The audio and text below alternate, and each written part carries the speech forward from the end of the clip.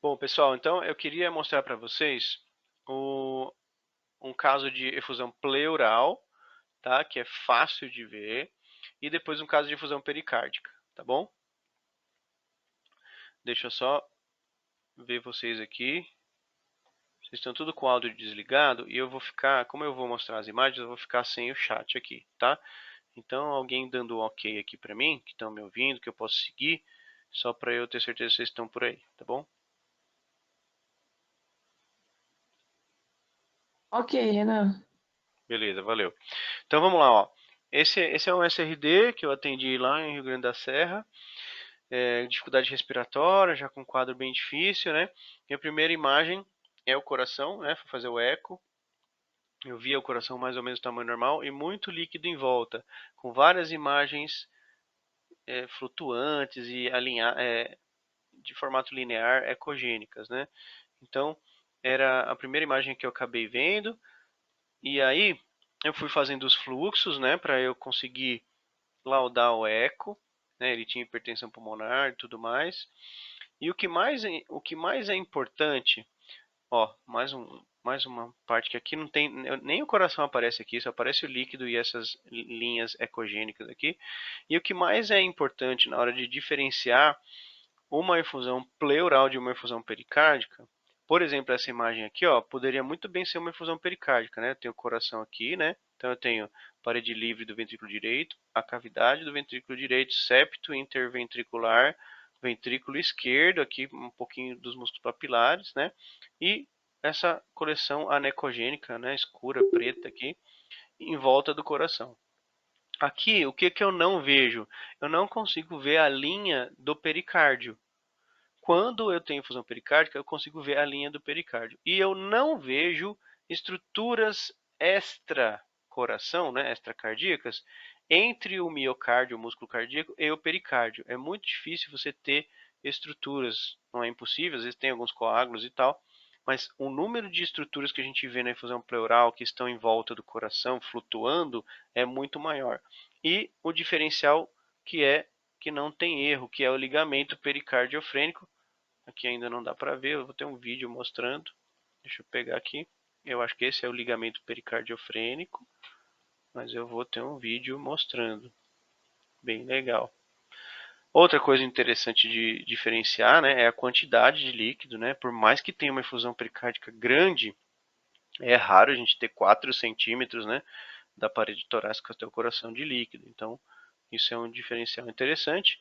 Aqui realmente ó, é o ligamento pericardiofrênico. Veja que ele é muito fácil de ver na efusão pleural. Se você vê o ligamento pericardiofrênico, olha ele aqui, ó.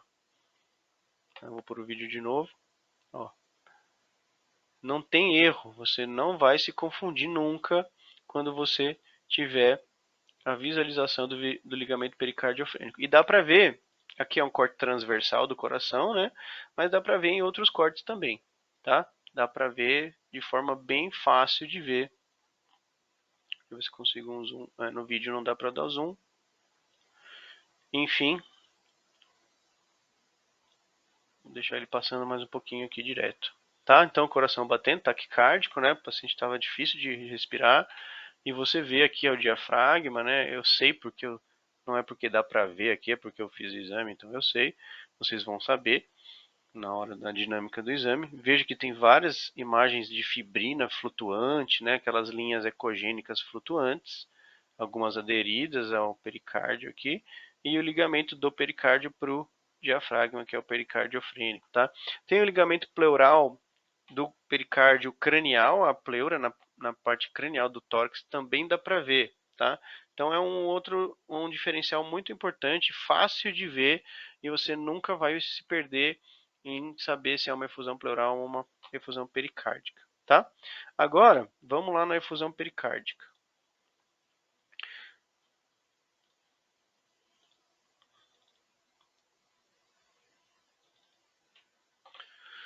Então, olha só, né? Se você não tiver um pouco de cuidado, você pode achar que é uma efusão pleural aqui de cara, tá?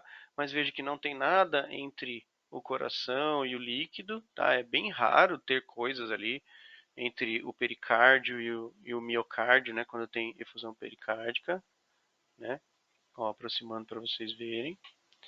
E é muito fácil, quando tem uma quantidade até pequena de efusão pericárdica, vocês visualizarem o pericárdio, né? Então, olha só, aqui é um vídeo para ilustrar o tamponamento do átrio direito, né? Olha só a parede do átrio direito como ela colaba na diástole, né? Aqui, por essa imagem, não dá para você ver direito o pericárdio, né? Ele está aqui, ó, é uma linha bem arredondada, né, que circunda o coração. Aqui dá para ver também, ó. Mas aqui ainda poderia causar alguma dúvida. Então você precisa realmente diminuir, aumentar a profundidade, né? Ver um pouco mais amplo essa imagem desse tórax para conseguir visualizar direitinho, né? Esse vídeo não foi para isso, foi para ver realmente o tamponamento, até o VD, né?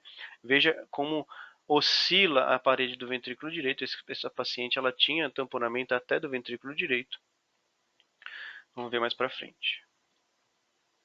Então, ó, de novo, para a gente visualizar o colabamento aqui da parede do átrio direito, veja o que é sinal de tamponamento, né? Sinal de tamponamento é isso, é o colabamento.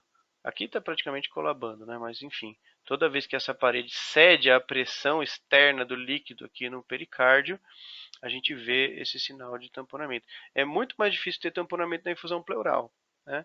É muito mais fácil você ter um tamponamento na infusão pericárdica, porque a pressão do líquido em volta do coração é bem mais localizada no órgão, né, no coração. A pressão da efusão pleural ela é distribuída nos pulmões e tudo mais, então tem que ter muita efusão pleural para você ter tamponamento cardíaco com efusão pleural. Às vezes você vê um pouquinho de tamponamento, mas dessa magnitude é mais na efusão pericárdica mesmo que a gente consegue ver. Aqui algumas imagens do eco, né? Olha só, 3 centímetros de efusão pericárdica, né? É muita coisa. De novo, efusão pericárdica. Aí eu fui fazendo, né? Porque eu fui lá para fazer o eco, afinal de contas eu tinha que fazer os fluxos para dar o laudo.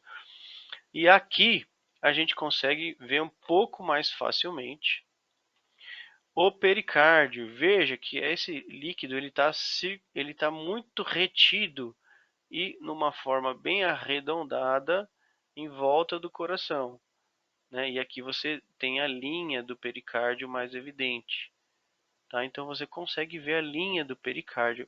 Eu tenho outro paciente que eu peguei acho que no mesmo dia que eu vou mostrar com uma infusão pericárdica menor. E aqui a gente consegue ver claramente o tamponamento do VD. Olha só como esse VD ele colaba na diástole, né?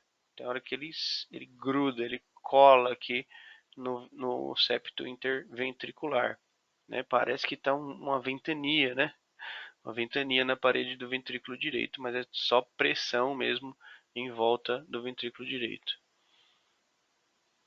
Eu fiz o modo M, de novo medindo. Essa aqui era uma das grandes efusões, né? Nesse ponto aqui tinha 4 centímetros. Não é tão comum você pegar efusão tão grande assim. Aqui já era depois de fazer a drenagem, né? Então eu tinha 4 centímetros de líquido entre o coração e o pericárdio, né? E ficou só com 0,66. Olha só o 4 câmaras como ele ficou diferente, né? Depois da drenagem. O VD sem o tamponamento, já expandindo, o átrio direito expandindo, né? Enfim, a gente conseguiu, ó, sobrou só um pouquinho de líquido aqui, sempre sobra uma infusão residual. Então esse é o resultado que a gente tem depois de drenar, né? Deixa eu ver se eu consigo pegar o outro paciente. Eu tinha feito eco dele, né? Ele tem uma doença de válvula mega avançada, né? Olha a via de saída, né? Olha a via de saída desse paciente, né? Aqui é a aorta, aqui é o átrio, é o ventrículo esquerdo gigantesco, né?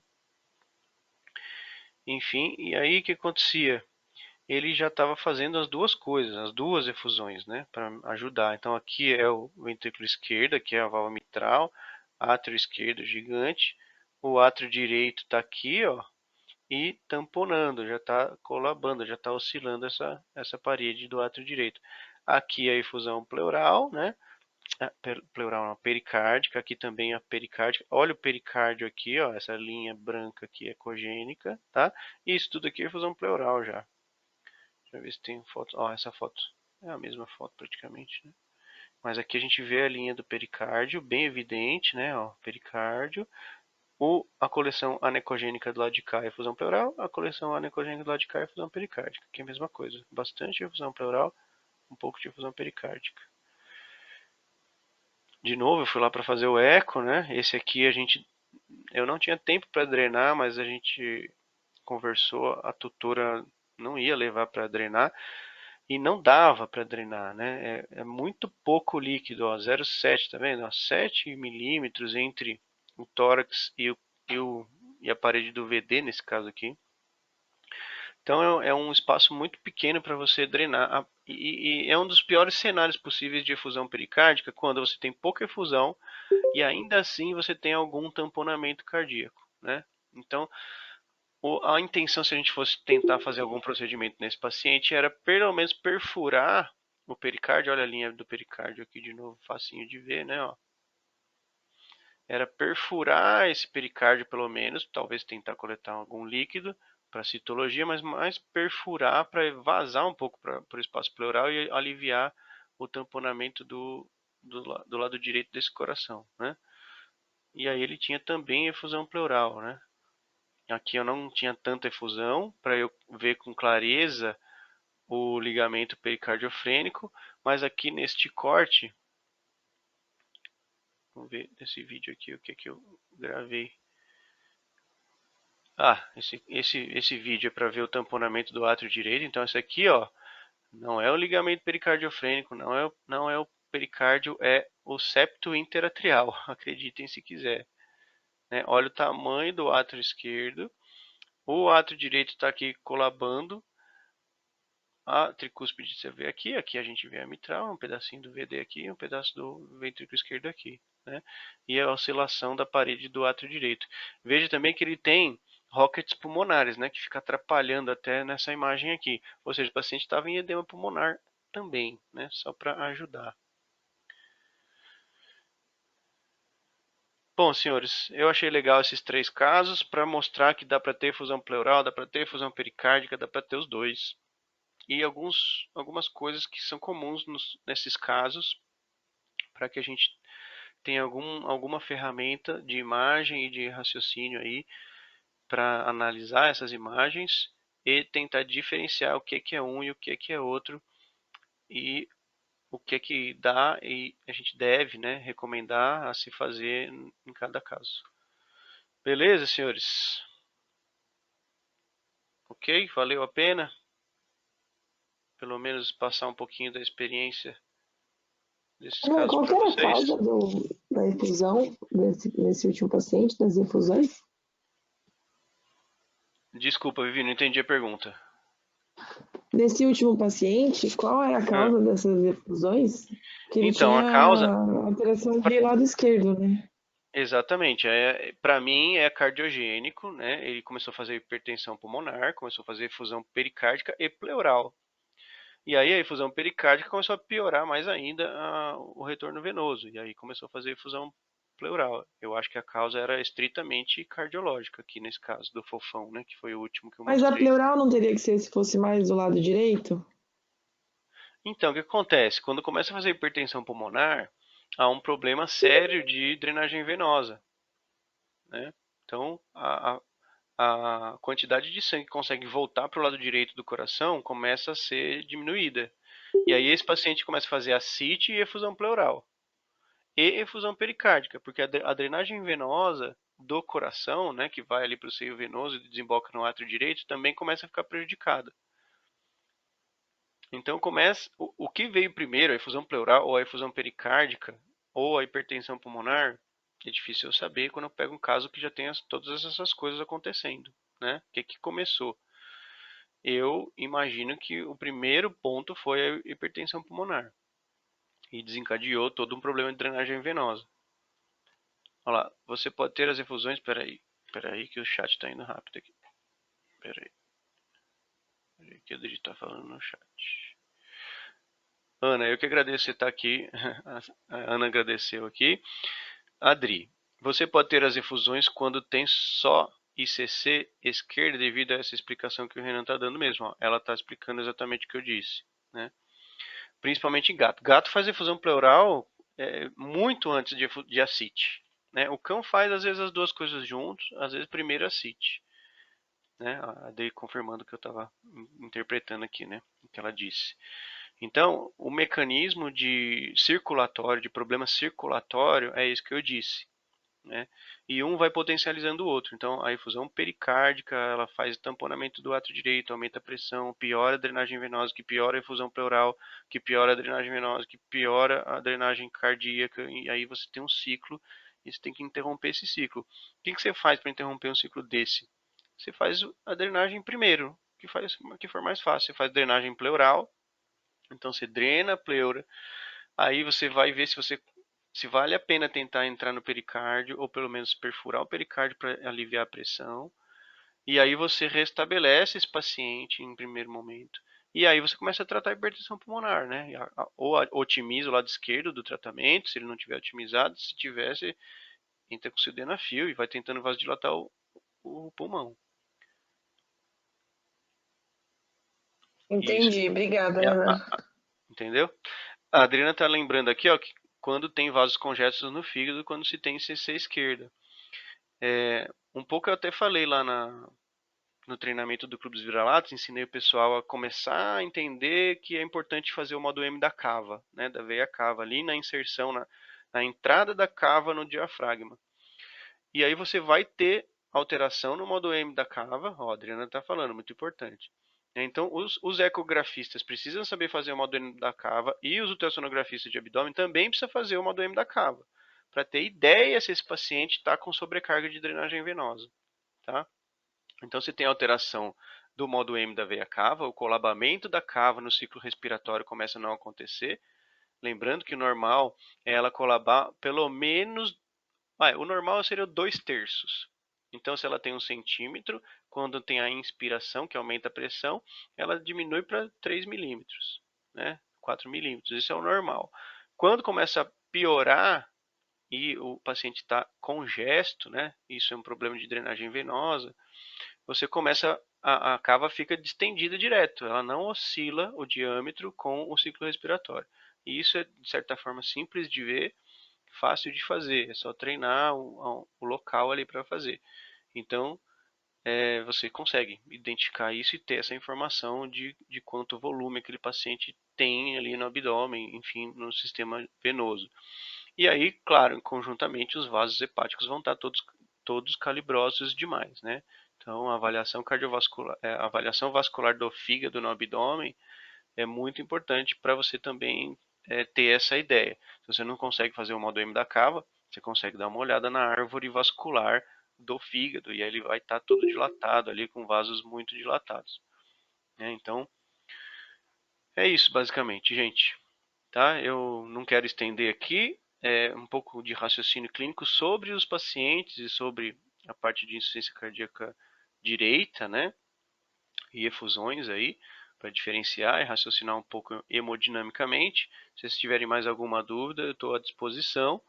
Senão a gente encerra aqui e todo mundo vai descansar, curtir o friozinho, né, da noite.